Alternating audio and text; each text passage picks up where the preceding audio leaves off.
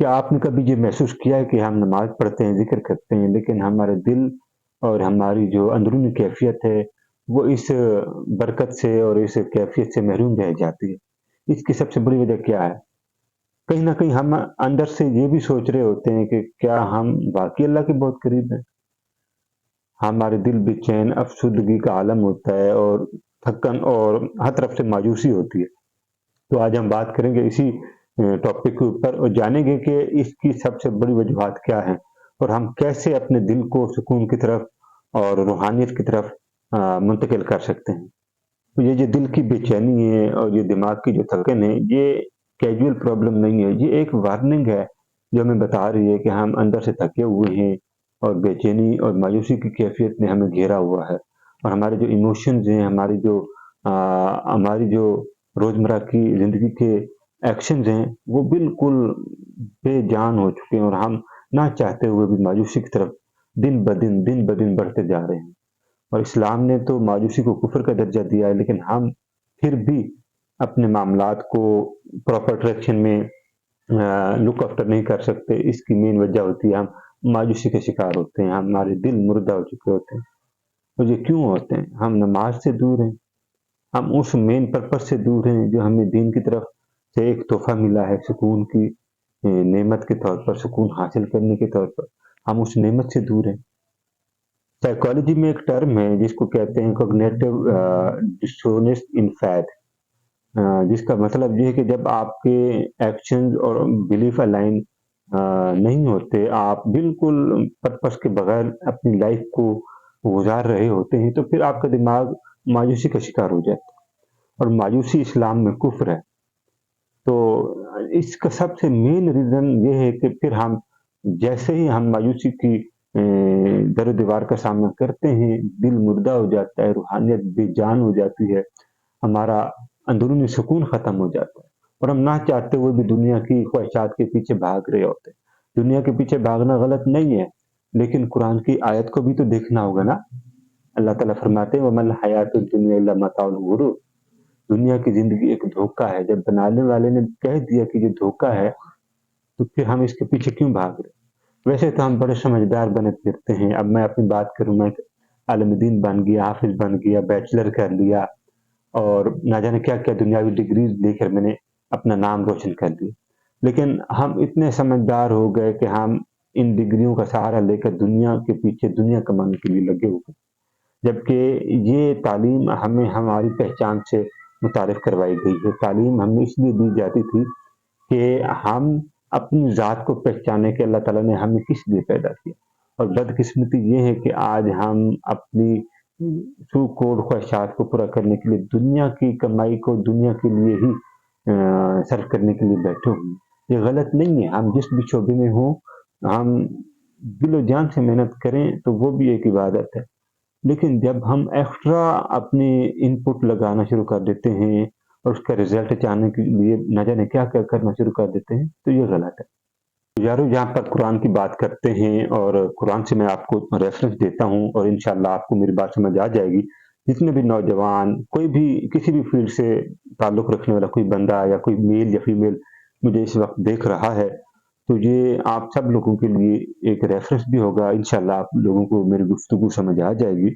قرآن پاک میں اللہ تعالیٰ فرماتا ہے کہ اللہ تعالیٰ کا ذکر کرنے سے انسان کو سکون ملتا ہے۔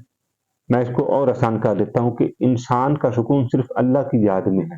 وہ جو قرآن کی آیت ہے، کسی ادر سائٹ سے الفاظ نہیں ہے، جو قرآن کی آیت ہے کہ اللہ کا ذکر کرنے سے انسان کو، مومنین کے دلوں کو سکون ملتا ہے۔ اور دوسرے مقام پر بھی اللہ تعالیٰ فرماتے ہیں، قرآن پاک کی آیت ہے جس کا مفہوم ہے کہ اور جو اللہ پر ایمان لائے، ثابت قدم رہے اور اللہ تعالیٰ کی پیروی کرتے رہے، اللہ تعالیٰ کو یاد کرتے رہے، تو بے شک اللہ کو یاد کرنے میں ہی ان کا سکون ہے، ان کی عافیت ہے۔ تو یہ قرآن کا ریفرنس ہے۔ جب ہم اپنے دل کو نماز میں انوالو کرتے ہیں، نماز میں ہم سجدہ کرتے ہیں، اس میں پھر ہمارے رب سے ملاقات ہوتی ہے، ہم رب کے حضور سجدہ ریز ہو کر رب سے بات کر رہے ہوتے ہیں، تو پھر ہمارا دل بھی اللہ کی طرف کنیکٹ ہونا شروع ہو جاتا ہے۔ نبی علیہ الصلوۃ والسلام کی زندگی کے اوپر بھی میں آپ کو ایک مثال دینا چاہوں گا کہ نبی علیہ الصلوۃ والسلام کی زندگی کو آپ دیکھ لیں تو وہ कैसे अल्लाह के साथ अपना रिलेशन बिल्डअप करते थे।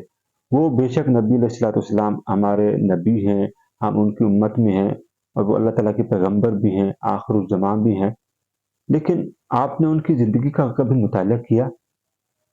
हम दुनिया के किसी भी शोबे में हों, क्या आपने कभी उसी फ़ील्ड में रहकर नबी अलैहिस्सलाम की लाइफ़ को इम्प्लीमेंट करने की कोशिश की कि हम जिस नबी की उम्मत में हैं, हमारे नबी अलैहिस्सलाम की तालीमात क्या थी? वो नमाज़ में कंसिस्टेंट रहते थे।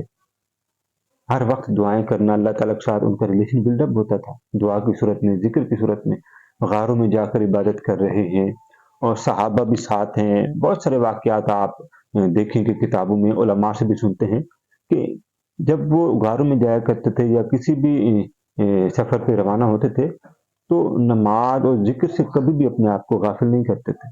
और ये नबी अलैहिस्सलाम की तालीमात थी उम्मत के लिए। और उस बंदे के लिए जो नबी अलैहिस्सलाम की उम्मत का हिस्सा है। तो ये एक एज़ प्रॉफ़िट नबी पाक सल्लल्लाहु अलैहि वसल्लम हमारे लिए एक रोल मॉडल हैं कि हम उनकी पर्सनैलिटी को अपने सामने रखते हुए अपनी ज़िंदगी को गुरुमुख करें। जिस तरह उन्होंने अपनी इबादत में अपने आप को कंसिस्टेंस रखा, हम भी उसी तरह रखें। जिस तरह उन्होंने दुनियावी मामलात में अपने आप को ईमानदार और दियानतदार शो करवाया, हम भी उसी तरह करें। फिर जाकर हमारा दिल अंदर से सुकून महसूस करेगा। नमाज़ पढ़ेंगे तो हमारा दिल हाज़िर होगा। हम किसी के साथ बात करेंगे तो अगले के दिल को राहत पहुँचा कर आएँगे। हम किसी के साथ लेन-देन करेंगे तो ईमानदारी को पहली तरजीह देकर आएँगे। फिर हम किसी भी शोबे में हों, हमसे बड़ा मोमिन कोई नहीं। यारो हमें नमाज़ में दिल लगाना चाहिए। हम अपने आप को अल्लाह ताला के हुज़ूर सामने पेश करेंगे सजदे में और दुआ में, ज़िक्र में, फिर जाकर हमारा दिल सुकून में आएगा। हम दुनियावी मामलात में भी अपने आप को अच्छा परफ़ॉर्म कर सकते हैं। इसके लिए दिल को साफ़ रखना बहुत ज़रूरी है। और आज मैं आपको कुछ चीज़ें बता देता हूँ जो कि तमाम मुसलमान अगर इसको फ़ॉलो करेंगे तो आप ज़रूर आपको फ़ायदा होगा, आपको रूहानियत में भी फ़ायदा होगा, आपके दिल को भी सुकून मिलेगा। पहले नंबर पर आपने अपनी जो कंसिस्टेंस है वो आपने बरकरार रखनी है, वो है प्रॉपर प्रेयर अदा करना। डेली के बेस पर आपने प्रॉपर प्रेयर अदा करना है। कोई नमाज़ आपने कंसिस्टेंस के बगैर नहीं पढ़नी, कंसिस्टेंस होकर आपने नमाज़ अदा करनी है। दूसरे नंबर पर आपने साइलेंट ट्रीटमेंट अपने आप के साथ गहरी खामोशी के साथ बैठें, खुद के साथ बातें करें कि आपके अंदर क्या कमी है, किस वजह से आपका दिल बेचैन है, किस ज़िक्र में आपकी कमी रह गई है, कौन-सी चीज़ है जो आप कर रहे हैं, अल्लाह की नाराज़गी का सबब बनती जा रही है, उस पर फ़ोकस करें। और आखिर में आप पूरे दिन का हिसाब लगाकर अपनी नोटबुक बनाएँ कि आपने क्या सही किया, क्या गलत किया, क्या दीन इस्लाम के खिलाफ किया, क्या दीन इस्लाम के हक में किया। फिर जाकर आप सीधे रास्ते पर आएँगे और जिस दिन आप सीधे रास्ते पर आ गए ना, उस दिन आप अपने दिल का सुकून हासिल कर लेंगे। और मैं आपको एक वाक़या भी सुनाता हूँ और मुझे एक नौजवान का वाक़या याद आ रहा है, वो मैंने कहीं पढ़ा था कि एक नौजवान ना हर वक़्त बेचैन रहता था, तो उसको कहीं भी सुकून मुयस्सर नहीं था। फिर उसने किसी अ, मशाइख से राब्ता किया जो साहिब रूहानियत थे, तो उनसे अपना मामला डिस्कस किया, तो उस साहिब रूहानियत जो अ, शख्सियात में से जो लोग थे, उन्होंने जब उनके इस दिल की कैफ़ियत का हाल पूछा, तो फिर उन्होंने उस लड़के को कहा, नौजवान को, कि तुम अपनी डेली की रूटीन में तमाम चीज़ें लिखो। जो दीन इस्लाम के हक में है वो लिखो, जो दीन इस्लाम के खिलाफ है वो भी लिखो। फिर अपने ज़मीर की आवाज़ को जगाकर खामोश बैठकर जो मैंने आपको बताया फैसला करो कि क्या वाक़ई मैंने ये ठीक किया या गलत किया। और जब उस लड़के ने इस स्टेप पर अमल करना शुरू किया उस आदमी की कानून को, तो यकीन माने उस नौजवान ने फिर बाद में ये लिखा कि मैंने अपनी ज़िंदगी को बदलता हुआ महसूस किया। अल्लाह के ज़िक्र से, इबादत से, फिर दिल भी खुश हो गया और रूहानियत भी पैदा हो गई।